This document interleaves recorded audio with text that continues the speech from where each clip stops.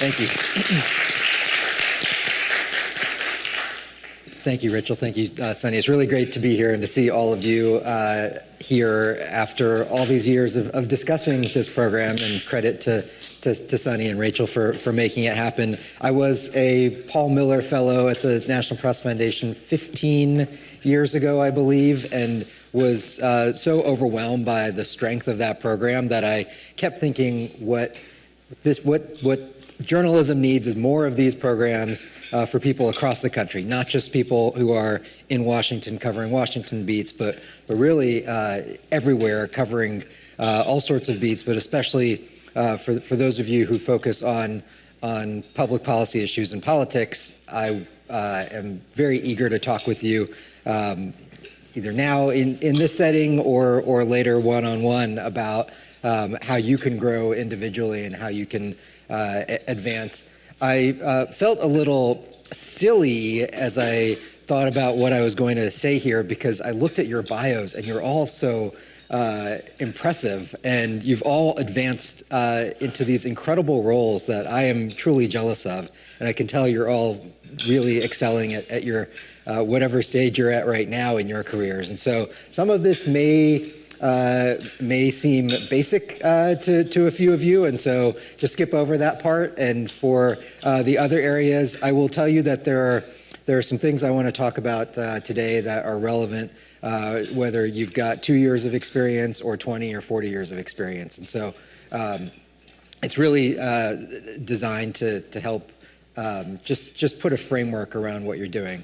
I put this together really as part of our, at Politico, we have a program called the Politico Journalism Institute, which is designed to help diversify politics and policy reporting in Washington. We've just expanded to some state capitals. We'll be doing California this year as well.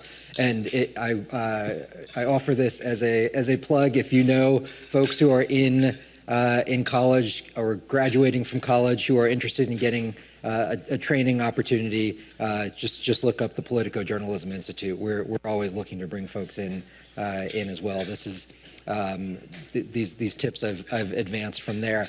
What I've been trying to do over the years is just look back, and there were so many things. I got into journalism during the recession in 2001 and had to figure out my way to navigate through evolving newsrooms and really just the early stage of disruption in media. And there are so many things I learned and I recognize and I look back on, and I think, God, I wish I knew this back then. And so I've tried to distill all of those lessons into something that's actionable for you to think about for wherever you are in your career and where you want to go next, because it really is all about having a strategy for your career. It's having a strategy right now for the coming months and for the coming years and also for the coming decades. And some of this is relevant to me as well as I think about my own career. I love my job. I'm not looking to change, but if I were to want to keep advancing in some way, I need to apply some of these same lessons for myself. And so just a little bit about me first, and I'll actually talk about my career map after I talk through some of these lessons. I oversee at Politico, for those, I think all of you probably know what Politico is broadly, but we're a news organization of about 500 journalists, 400 in the US, 100 in Europe. We're looking for other places to expand, 400 in the US and Canada. We've got a team of about 10 in Canada. We are in Washington covering politics, as everyone knows, White House, Congress, political races. We have a policy team that covers federal policy that's about 80 journalists covering the ins and outs of federal agencies, healthcare and the pandemic, technology and cybersecurity, energy and climate change, transportation, and just about every economic beat that you can think of, including housing, taxes, labor policy. I oversee that group of about 80 journalists. We also have dozens of journalists across the country in our national staff. covering state capitals, covering really active legislatures in half a dozen states. And we have an incredible team, as I mentioned, in Europe as well. That's obviously quite busy right now, given everything going on over there. My path to get here is long and windy like everyone else's, but I arrived at Politico after 10 years at the Wall Street Journal, where I started as essentially, my title was not junior reporter, but I was a fairly junior reporter, and rose up the ranks from covering national economics and economic policy to international economics and economic policy, and then that's where I became an editor, overseeing a group of 5 reporters, and then 25 reporters, and then our global economics team, which had about 50 reporters. When I started in journalism, I knew I loved telling stories. I knew I loved the act of journalism, but I wasn't completely sure what I wanted to do, what kind of beats I wanted. I kind of just fell in, thanks to the Dow Jones News Fund, into business journalism. And what I found myself was that I was particularly taken by the intersection of business and public policy, and really set a course that way. And so I offer that as a starting point, and you'll be able to see my career map in a moment when we get to it. This is a shortened version if you don't really need to take a ton of notes on this, but if you get this link at the bottom, which I will bring up at the end as well, it's a bit.ly link, PJI Career Tips. You can actually get a longer version of this if you just wanted to read through it. So bit.ly/PJI Career Tips, and we'll make sure that's available later as well through the NPF program here. So I call this 9 strategies. I'm going to actually run through the 9 strategies as quickly as I can, and then I really want to engage in a discussion and get your best questions. You can try me on just about anything. So if there's anything I say you want to stop, just raise your hand, and I'll talk through it. But I really hope you'll think about this and challenge me in some of the points that I raise here, because this is not all gospel here. Yeah, where do you see yourself in 5 years? 35? If you're thinking about, this is like the most annoying question in every job interview, right? Where do you see yourself? And I try not to ask it with those precise words, but I tend to ask it quite a lot. I've probably in the last 5 years interviewed 300, maybe 400 people for jobs. Within the Politico newsroom. I've probably looked at 20 or 30,000 applications, and so I can go pretty quickly at understanding what's in a job application, what a resume and a cover letter looks like, and I'm just trying to distill some of these lessons for you.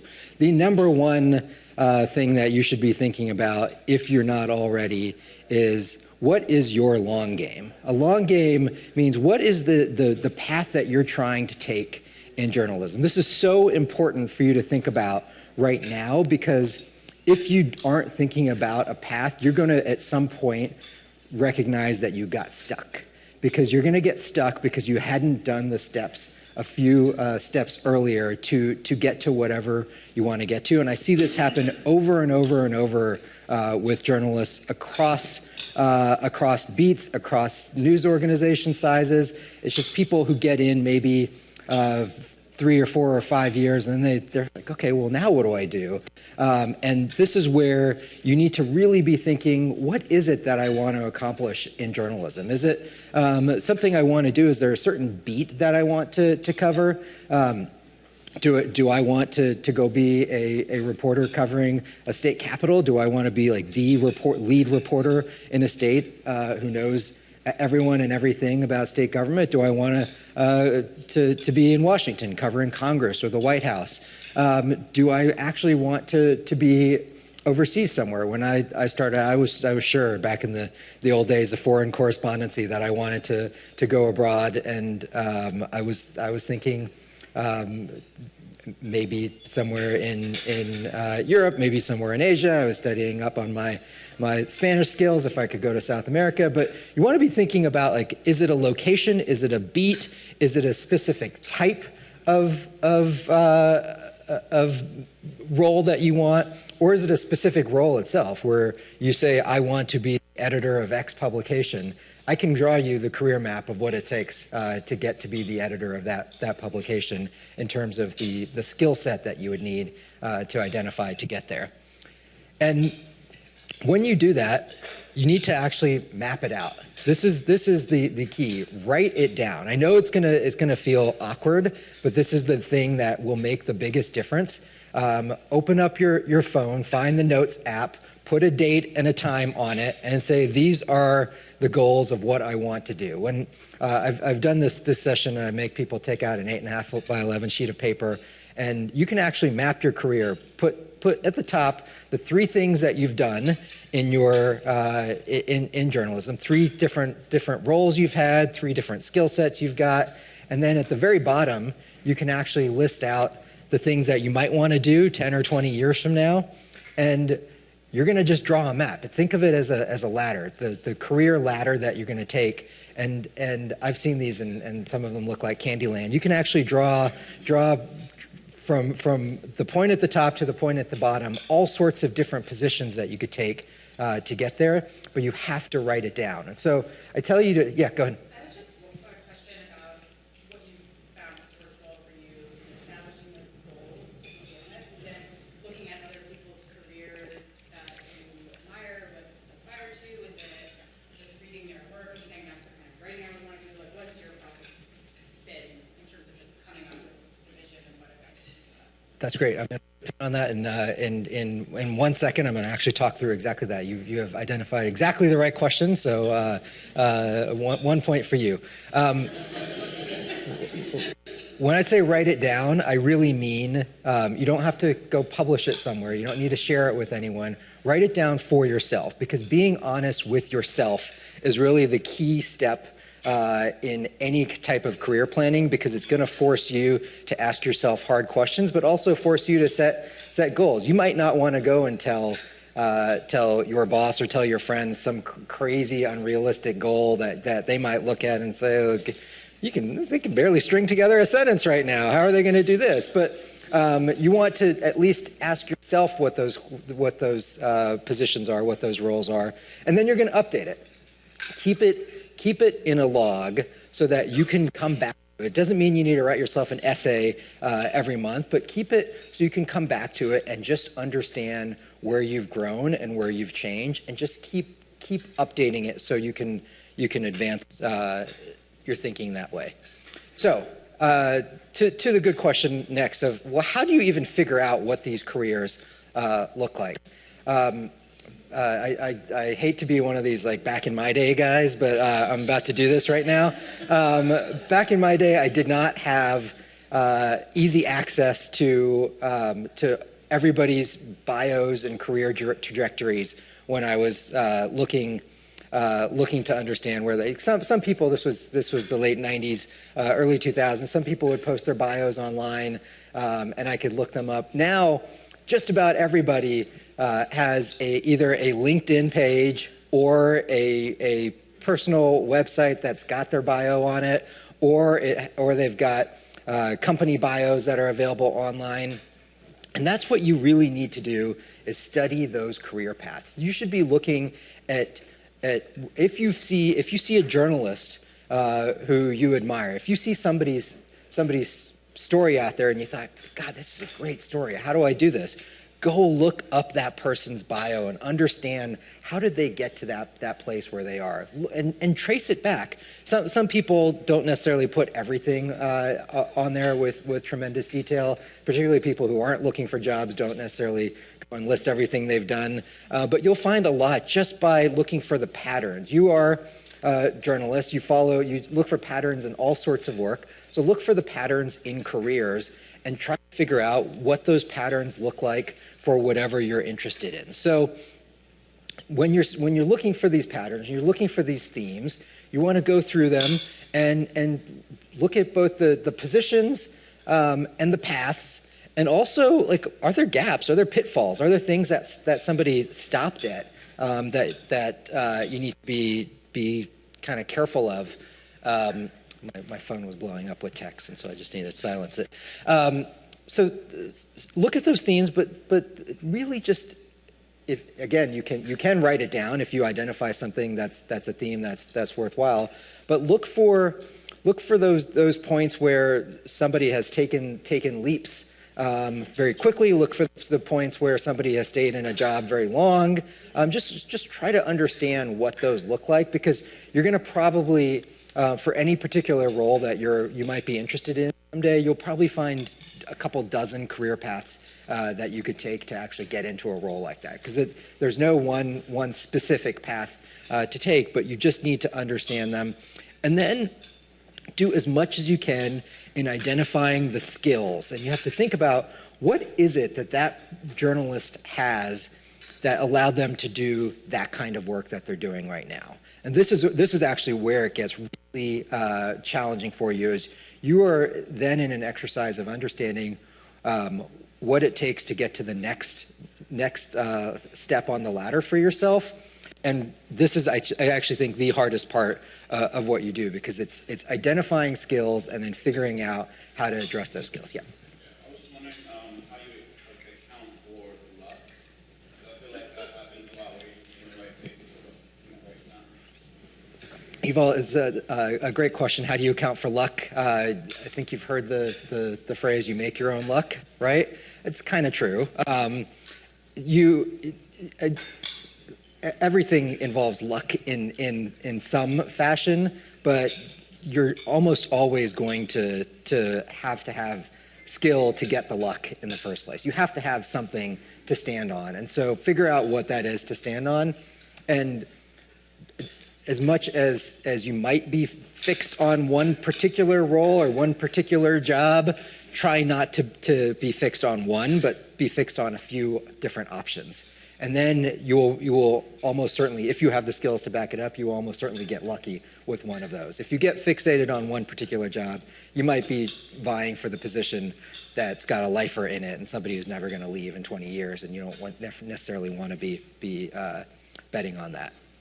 So thinking about the skills, the modern journalist there, we're all trying to juggle a lot of things these days. It is a more challenging journalism world for what we're all dealing with. There are just a myriad number of things you need to deal with. But as you think about the skills, put that into your own career map. You're going to have to identify what all this takes. And this is where the hard part comes, because you're going to identify the skills that other people are holding to get into their position, and then you have to really get into your own mind. This is the window that you have to take into your own brain in a way that I think is most uncomfortable, is figuring out what are your own strengths and weaknesses and how do you address them. So again, this is write it down. If you can, either yourself or based on feedback from your bosses, from your colleagues, from mentors, figure out what are those skills and where do you stand in developing those skills. Yes. A comment from the peanut gallery. So when you say write down your strengths and weaknesses, when I was a young reporter, and I wanted to be a foreign correspondent, and everyone was like, what's she smoking? And you said, write down your strengths and weaknesses. Well, the difference between your weaknesses were the people that told you couldn't do it because you were a girl, or the people that told you couldn't do it because you were a person of color, and then your real, actual weaknesses. For a lot of us, especially at the beginning of our careers, it's really hard to talk about that. Can you give us some guidance about how to think about strengthening your weaknesses without running yourself down and throwing yourself into this paroxysm of, oh my God, I'm not good enough. This is a great question from Sunny. How do you think about your weaknesses without destroying yourself? Start with your strengths. Start with your strengths and put them on the list first. Otherwise, you're going to destroy yourself. It's a fair point. And focus as much on where are you really kicking ass. And each of you is already, like, by virtue of you being here, you must be in some way kicking ass in some part of your job. And so give yourself credit for what you're doing well. What are people telling you that you're doing well? What do you think you're doing well? If you think you're doing well on something and people aren't telling you, ask your bosses, ask your colleagues, how am I doing on this? And just build yourself up before you break yourself down as much as you can, because that is really important. There are two parts to this question that Sunny asked. One is how do you then identify the weaknesses in a way that you don't destroy yourself? The other is really how do you deal with the intangibles, the people that the qualities that you might not know about, and there's a system for that as well. It involves reporting. But first, on identifying your own weaknesses. These are areas of improvement, and think about the areas of improvement that you have. When I was starting out, I had editors tell me, well, I was a constant deadline buster. I'd always bust deadline, usually by 5 or 10 minutes, but I'd set clocks, I'd do all sorts of things to try to get me. It's just like an adrenaline thing for me to file my stories. And so I worked on that. I came up with techniques. I asked my editors for guidance on how to do it, how to structure the story in advance so you don't get stuck at the last minute trying to do pieces of the bottom of the story or the middle of the story or even the top of the story. You always do the top of the story far in advance. And then I had writing issues. My writing was clunky. I backed into sentences a lot. I had specific things that editors would tell me, and I would really just over several years try to break it down. What is the thing that I'm doing that people keep telling me I'm doing that's not right? What is the thing I should be doing to improve on that? And I would go and find resources. I asked my editors for some of the resources. I went and searched online. There's a Roy Peter Clark if you're a reporter who writes here, Roy Peter Clark has a book on 50 tools for every writer that I would strongly recommend. You can find it online. You can also get it used for like $4 on Amazon. There are resources for every area of improvement that you find, but these are the things that you have to ask yourself and be honest with yourself. These are areas where I'm struggling. These are areas where I need improvement, and then get the help from your colleagues and ask the people who are doing it well how to do that. The other is the intangible. What is it that somebody's got that you can't necessarily build a skill around? There might be a gender or race component to it. There might be some other factor that's out of your control. If you can get the skills part right, and you are open-minded enough about the different types of roles you're willing to do, and you're not fixated on one position in one place, I think you in this era will probably do better than in eras 2 decades or 4 decades ago, when we were all trying to get through those early barriers that you couldn't do something about. But there are trailblazers in every field, and if you think that there is a barrier that has to do with your own personal background, become the trailblazer who's going to break through the barrier. That's really what I think we should all aspire to do in some way. Seek feedback and then get the training you need. This is obviously one wonderful organization, but when I say get training, it doesn't mean you have to go to journalism conferences and spend the money on it. The one of the few upsides of the pandemic is there are so many training resources that are available online for free. The National Press Foundation Training Library has incredible resources for free. If you're not taking advantage of all the training resources that are available out there in YouTube form on websites that either don't charge anything or charge a nominal membership fee, like I think the Online News Association and investigative reporters and editors have enormous training libraries that you should be taking advantage of. If you're not, then you're really selling yourself short, and you're failing in one of the very basic easy things you can do, which is take advantage of free resources. Who's heard show, don't tell as a journalism lesson? Show, don't tell in your stories. That means when you're a storyteller and your editor says show, don't tell, that means use examples, use color, use description to actually show what you're trying to do in a story rather than telling people. That is what visuals do. That is what colorful writing does. Show, don't tell applies to yourself as well.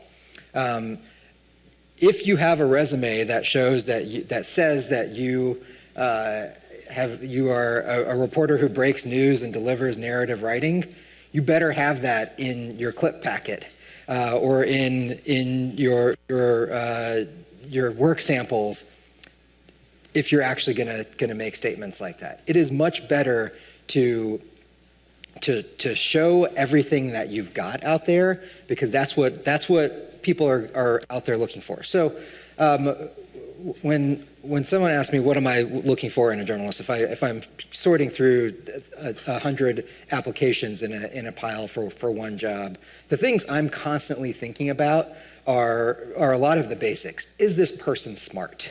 That is really the first thing that I'm trying to gauge. Is this person smart? And I can sometimes on some of the information that they put about themselves on their resume, but like GPAs don't mean anything. Most of this isn't really useful. I need to see evidence of how is this person smart. So show me, how are you smart? Like, how do you identify that? It's usually in the quality of the work that you're presenting, and it could be in how you present yourself. Have you thought through this is the most common thing I see, particularly with people who are graduating from college on their resume. They frequently describe like the most obvious part of the job that they've done. So they were a reporter, they were an intern for Politico. The first bullet says, I reported and wrote stories for Politico.com. And I think, well, like, you obviously didn't learn something if that's the first bullet that you're putting there, because it's obvious, like, to me, that if you were an intern at Politico on X desk, that's what you were doing. So think about, like, how are you showing what your depth is? So I'm trying to understand how somebody thinks, how someone reports, how they write, and how they adapt to change, whatever change entails. Those are the things that I'm constantly thinking about when I'm going through applications. I want to know, are they smart? Can they write? I have found that, unfortunately, probably 80 to 90% of people who apply for our jobs can't write at a level that I would find satisfactory to work in our newsroom. So I can tell that by looking at their writing samples, at their cover letters. I will go dig around for raw copy. That's like a common thing that I've done when I'm hiring a reporter. What is their actual writing ability rather than the edited work that's been done?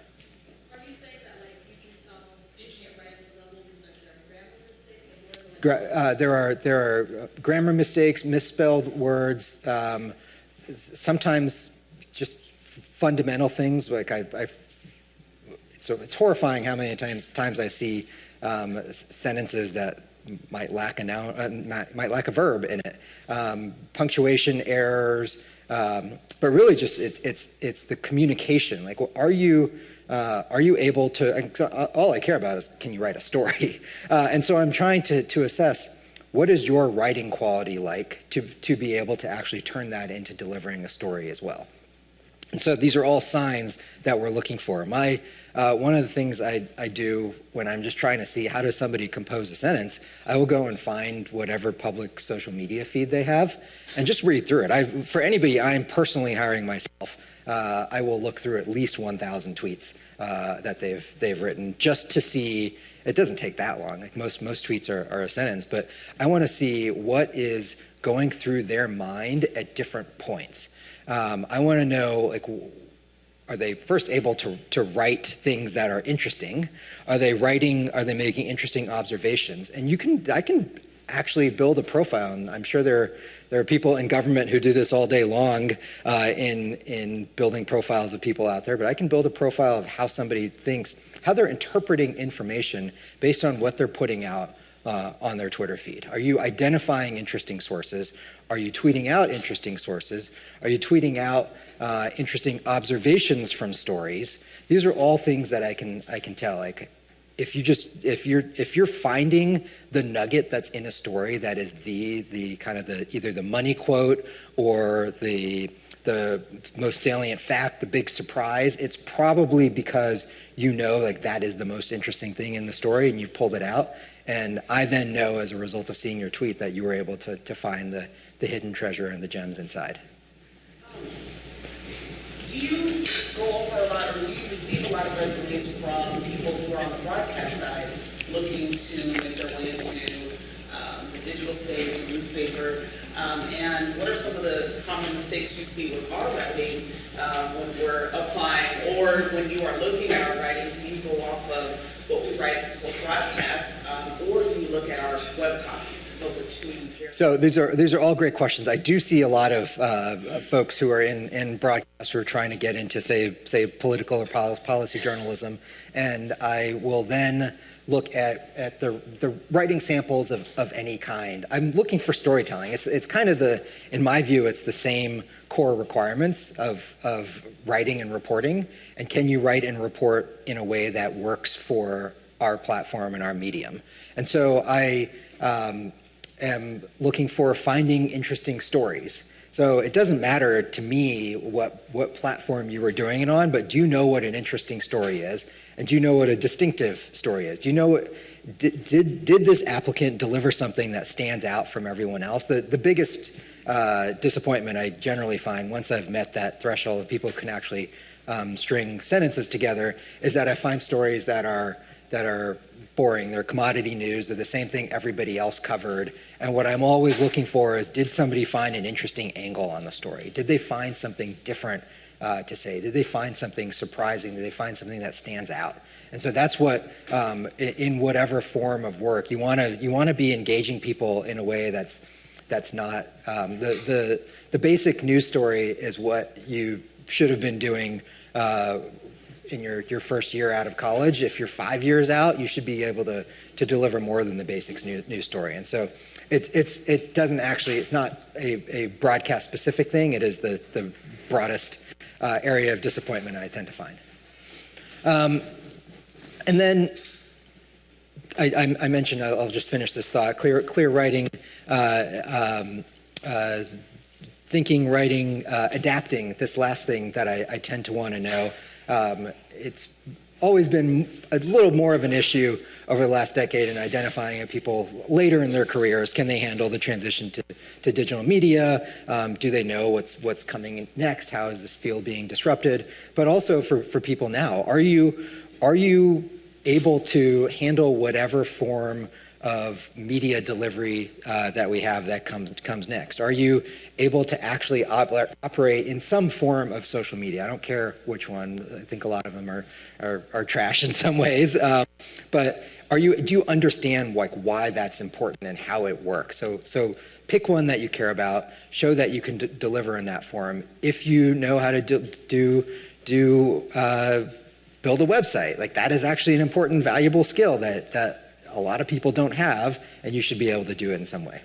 You know, one of the fellows earlier said that she felt like this whole branding issue and whatever was sort of nothing she wanted to get involved in. And I thought, she's got an old woman's soul. But the reason I mention it now is because I wonder if you met someone who had great clips, a great story, great writing, but absolutely resistant to social media, and they didn't tweet, they don't do it. Would you? All the time. Yeah. It is not a knock against them as long as they've shown an ability to engage in the digital sphere in some other way. I would question if you're going around with a flip phone and you don't have any social media, you're going to be limited in the number of opportunities you're going to have in this era. So it's really a question of, do you have the skill sets that you would need? One of my good friends does not engage in any social media, no Twitter, no Facebook, no Instagram, none of that, but he is consistently one of the, in a group text and Slack chat, one of consistently like the smartest, funniest people I've seen. And I can tell from that, and I know he has other writing work that shows what that looks like. And so you just need to be able to show what your skills are and that you can deploy them in a way that's meaningful. If you're completely resistant to social media and you want to work in a newsroom, you do have to ask yourself some hard questions about like what kinds of roles you're interested in taking on. But if you're just resistant to doing it for yourself, that's different because there are actually a lot of ways. If you hate the idea of branding yourself, what I would encourage you to do is pick an issue, pick a topic that's in the news that you are very interested in yourself, and brand that issue. So brand something. If you are the reporter who is like most interested in parks, be the person who's just like the one person who's tweeting everything about national park developments, local parks. Many things you can do. Pick an issue, whatever it is, and be the dominant source on that. Yep. I just had a question. I was kind of trying to wait till the end, but I guess. Yep.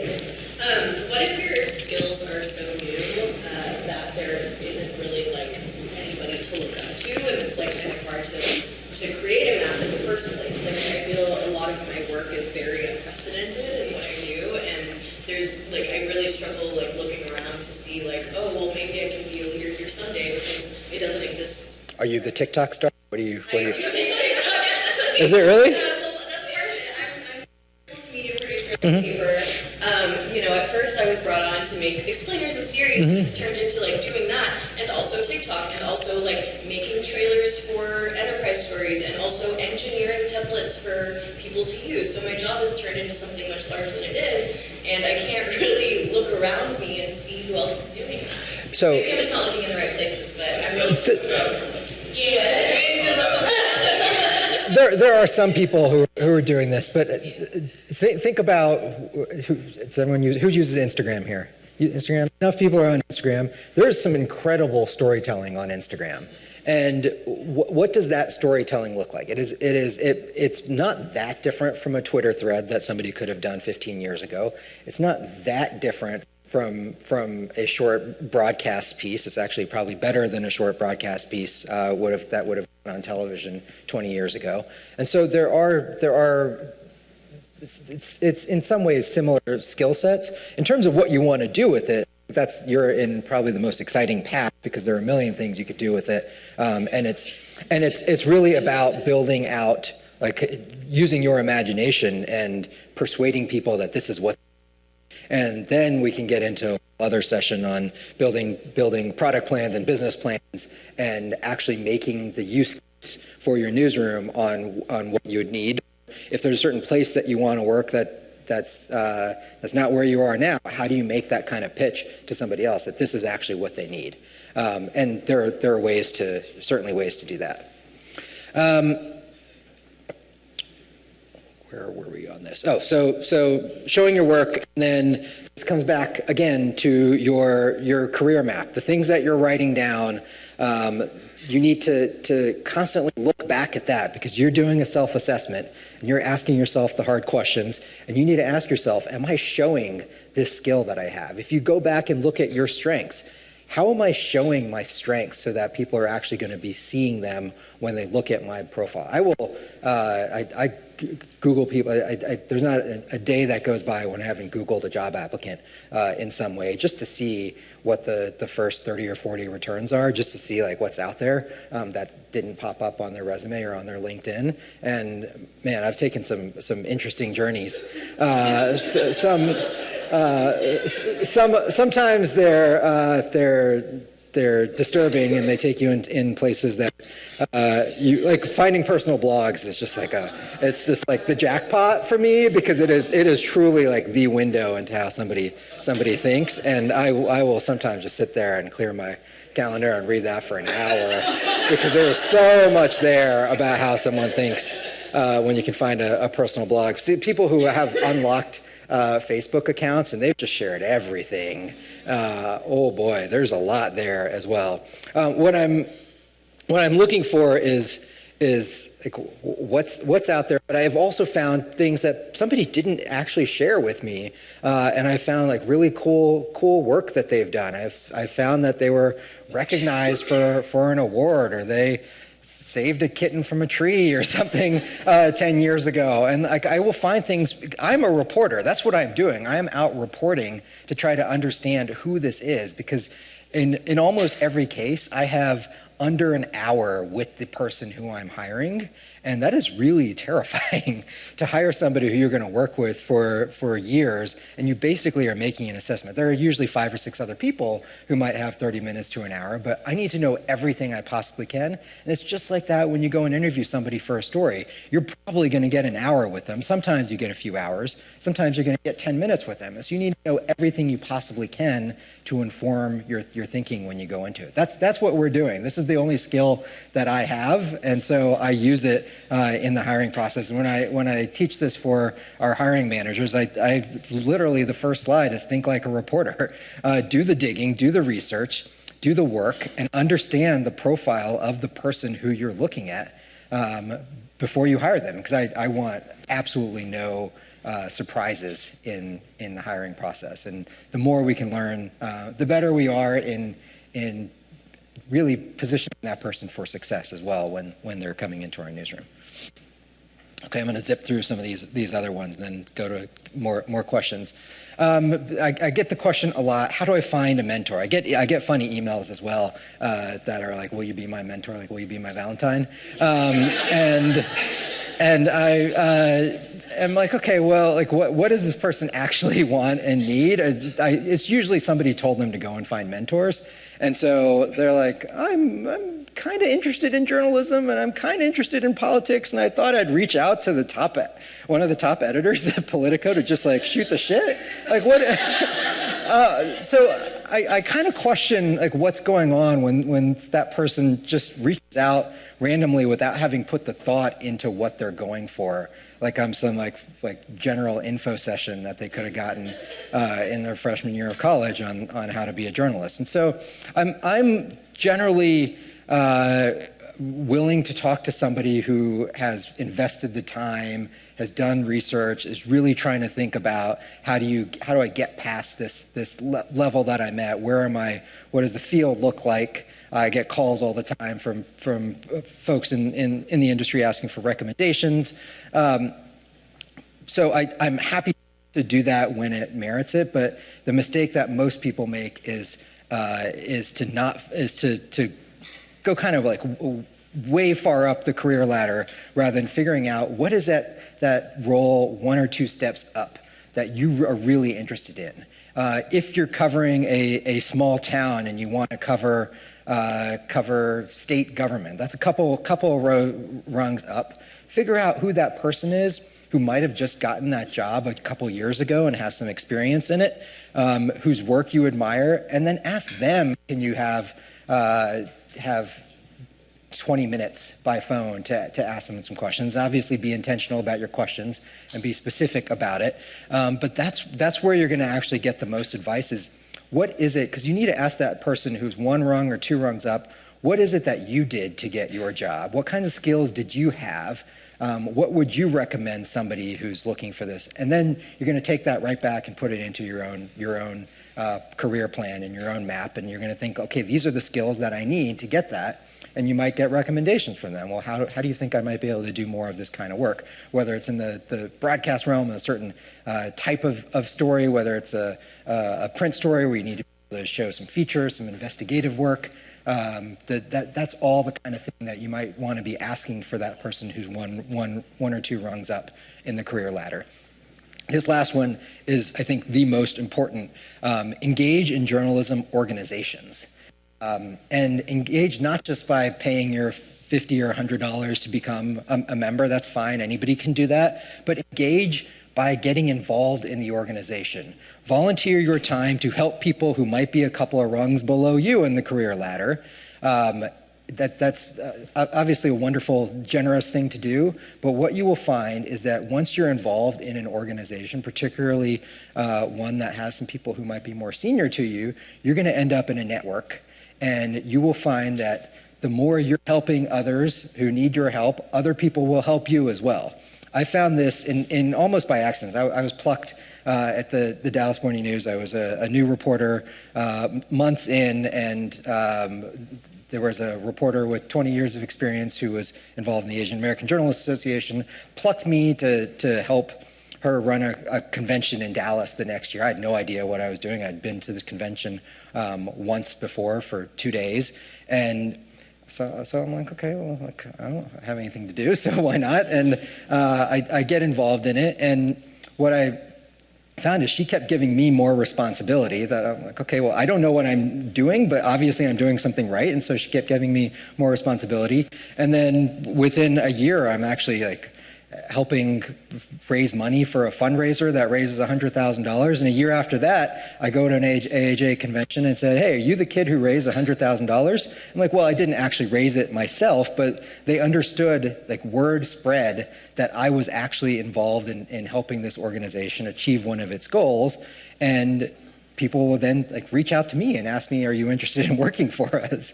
Because you're generally looking for people who have good organized minds for whatever they're doing. And so somebody who had actually seen me as I was probably 26 and was an assignment editor for the ASNE, American Society of News Editors student project. She saw me working with students on that project, and she reached out and said, do you want to, it was at the Washington Post, do you want to come and be an assistant editor at the Washington Post? I was like, whoa, I never imagined getting that kind of inquiry, but I didn't want to become an editor at that point, and so I didn't really pursue that, and that was the only skill that she could see me show off. But those are the kinds of things that you can do. Again, show, don't tell. Show people what you can do in whatever setting, and you will find it pay dividends down the line. I'm just going to very quickly, for those of you who are actually applying for jobs, I think you've probably all gone through years and years of lessons on resumes. Obviously, proofread them. Recognize that most resumes get about 15 or 20 seconds worth of time. You don't need to pack literally everything that you've done into them. But cover letters are the greatest disappointment in every job application because they are a wasted opportunity. They're a wasted opportunity. I open up so many cover letters that are almost literally a rehash of resumes. And it's just like you've taken an AI bot and gone through your resume and turned it into cover letter form. That just doesn't do me any good. A cover letter is your chance, and I look at cover letters with truly great anticipation and excitement. If I see somebody's resume, I'm like, oh, this is actually, and again, if I'm going through 100 of these, and I see a resume I like, I get very excited. It's hard to find good talent. I get very excited, and then I go to the cover letter, and I see that they've failed to show me their writing in a way that's meaningful. You are a story. Each of you can be your own story. You have covered stories that are interesting in your careers. Tell a story. Find a way to draw somebody in as they're reading it. Don't tell. Show your work as a storyteller when you're doing a cover letter about yourself, and draw them in the top. Develop the nut graph of why you make sense for that organization. Carry your story through. It's only 5 or 6 paragraphs at most. Use the opportunity of a cover letter to tell your story and add something that might be missed otherwise. This is where I probably get the most questions. Well, how do I tell somebody about this experience that I had, this background that doesn't really fit as a line on a resume? And it's always, the answer is always, well, find a way to tell that in your cover letter. This is so interesting. It's so much more interesting than a bullet point on a resume. I've mentioned you're being watched in the most creepy slide possible. Your public profile is a window into your mind. Most people, when I say this, just freak out about this and say, "Oh my God, are you disqualifying people because of tweets?" Yeah, if you've got if you've got a bunch of tweets that are racist and sexist and homophobic, I am absolutely disqualifying you as a result of this. If you want to cover the White House and I go find a bunch of F Trump stuff, of course I'm disqualifying you from this job. Yes, but more often I actually find that it's the other side of this that is valuable to me. It is finding how somebody thinks, as I mentioned earlier, finding what's going on in their brain. That's what I'm trying to do, is figure out what's going on in your head in that split second. Most people don't spend enough time. One of my mentors, Sri Srinivasan, you've probably, if you haven't, look him up. He's got tons of digital resources. He says, do not send a tweet that you haven't spent 5 minutes on. I'm like, okay, well, I definitely don't spend 5 minutes on any of my tweets unless I'm doing them from like an institutional account. And so, for me, as somebody who is hiring, I get like a window into the synapses of their brain in that moment. Like, what is the response mechanism that you have when you see a story? How are you? What is triggering in your brain when you send that out? And so, a lot of times that's really valuable. A lot of times valuable for the candidate. A lot of times it's not. But also just think about, particularly in all the pressure that media is under these days, there are people who are trying to undermine you. There are people who hate media. There are people who might be gunning for some opposing political view that you might be reporting on, and they are looking for ways to undermine you.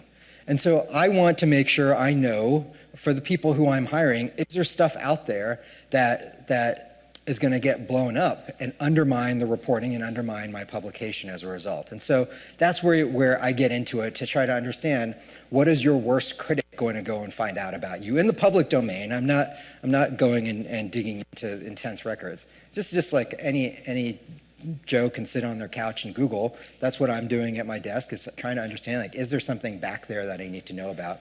And there are so many stories that I've seen over the years of people losing their jobs over something that something awful, usually racist or sexist or homophobic, that they tweeted 10 years ago when there weren't as many consequences for that. And I want to know about it. I want to know about it before somebody else goes and finds out about it.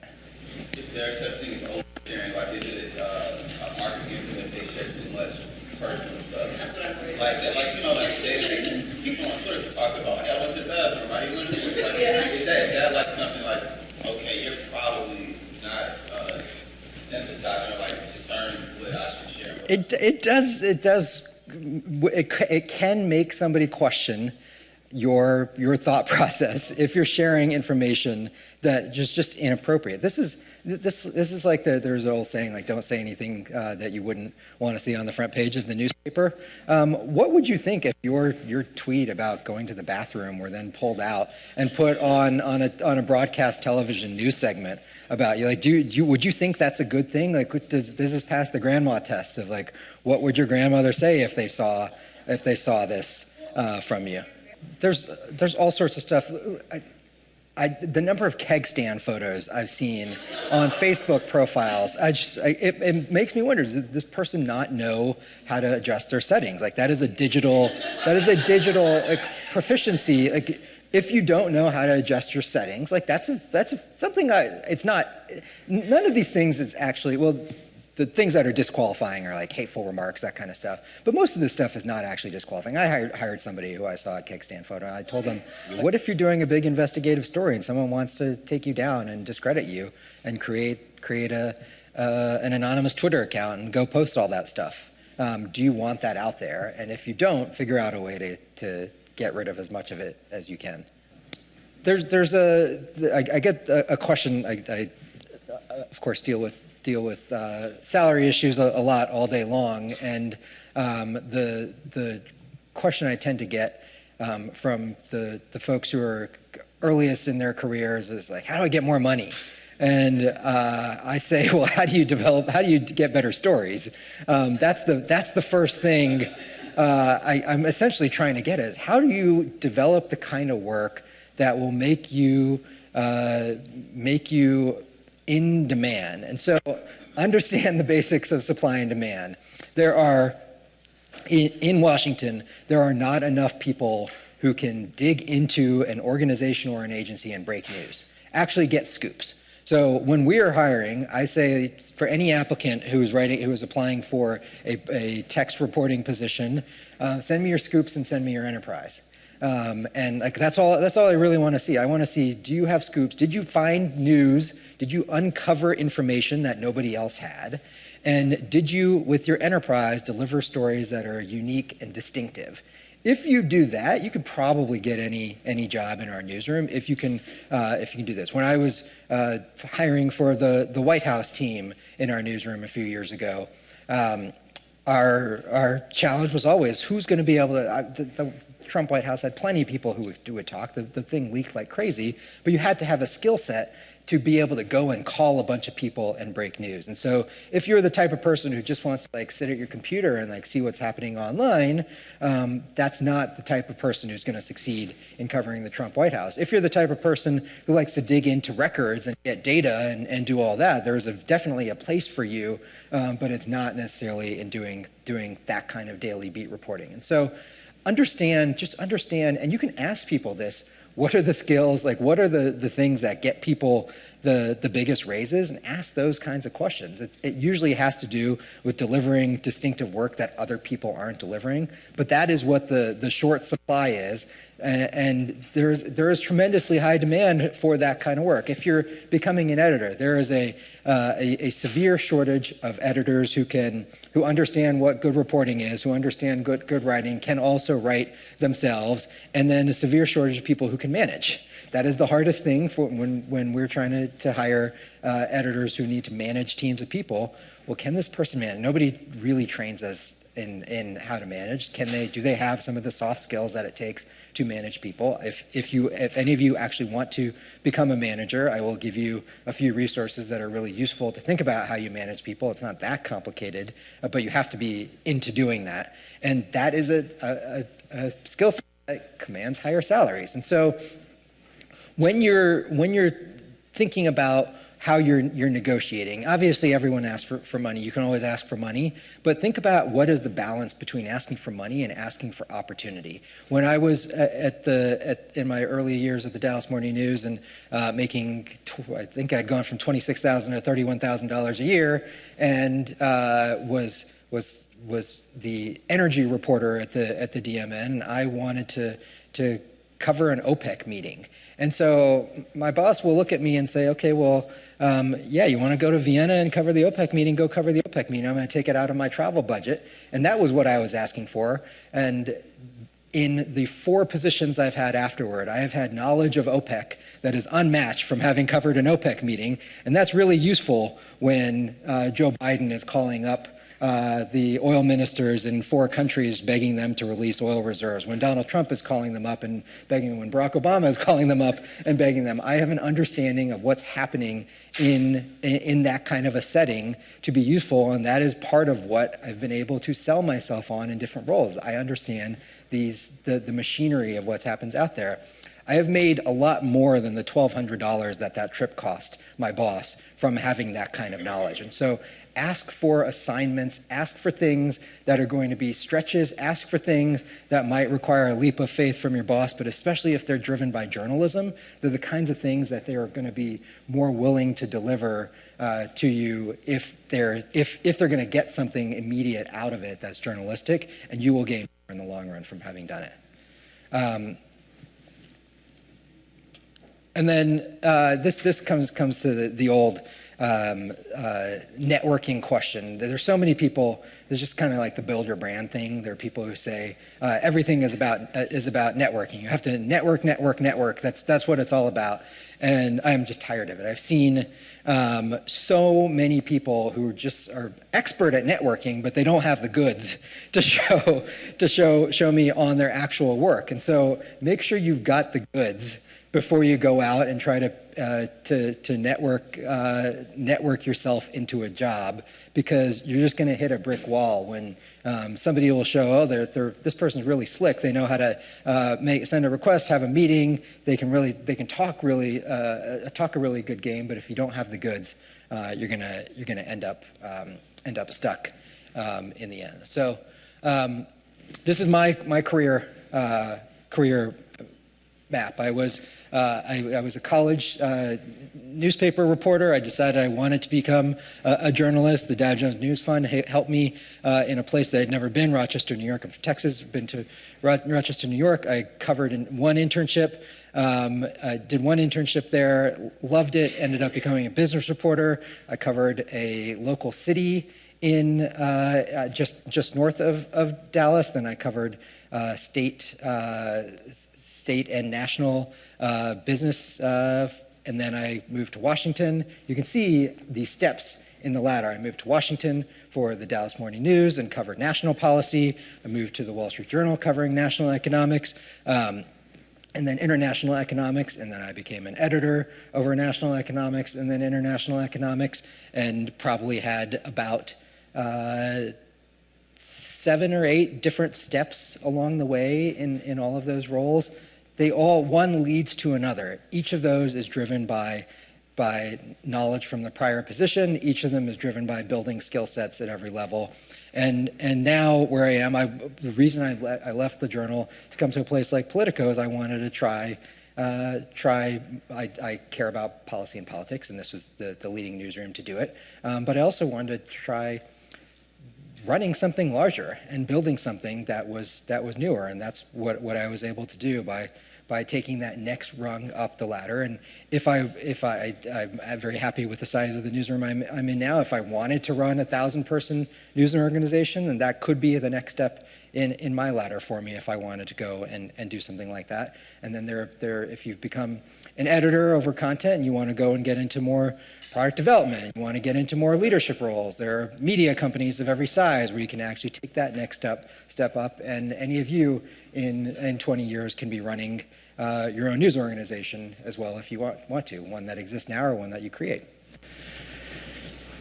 I want to make sure that we leave a little bit of time in between for a quick break, but are there any other questions? Just going back to putting yourself out there.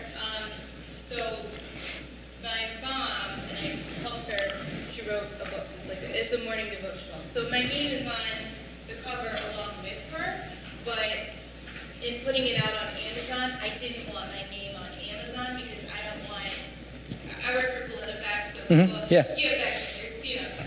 we're everybody's favorite, right? Mm-hmm. Total joke. I don't want my name out there. Somebody can go and say something unfavorable and Yeah. hurt my mom.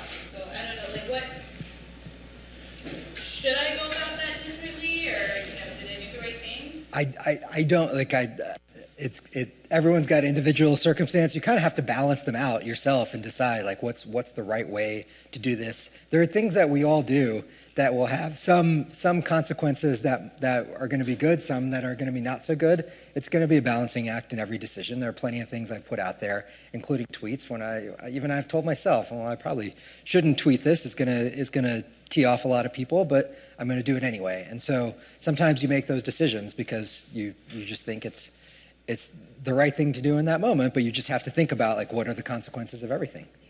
So people love to talk about the changing landscape of journalism, and one thing that I've certainly heard repeatedly is this sort of map that you charted out here, where you move from more local coverage to national coverage, bigger outlets, that's no longer viable. At least, I think that's said. Do you disagree with that? Do you think it sort of still is the track? This is just mine. There are dozens of different paths you can follow, but they all have to do with skill sets. They all have to do with developing skills that are transferable to other roles. And we hire plenty of people who are right out of college, and historically lots of newsrooms have done that. So I don't think you need to follow a local to national path. It's probably less viable than it was 20 years ago just by sheer numbers, but there are a lot more national outlets. It's still the same, though, in figuring out a beat that you can actually own yourself, that you can digest, and then what are the skills on that beat that are transferable. We have hired people onto our White House team who knew how to break news at the local level. We do it over and over and over, and being able to break news is kind of the basic qualification for being able to cover a national politics or policy beat. So it really rests on the skill set, which is why it's so important to study your skills and to build your own assessment of your skills. Two things jumped out from your so many important points that you made, but one would be know thyself. I think out of everything that you've said today, the bottom line is knowing our strengths, our weaknesses, but also creating the plan and writing out what is it I want to do and what do I need to get there. It's so important to know who we are and what we're good at. And carve a career out of that. But the other one was, you can have all the luck in the world, but if you're not prepared for it, it goes right over your head. So thank you so much for coming to share this information with us and help us with that. Let's give Sudeep a round of applause.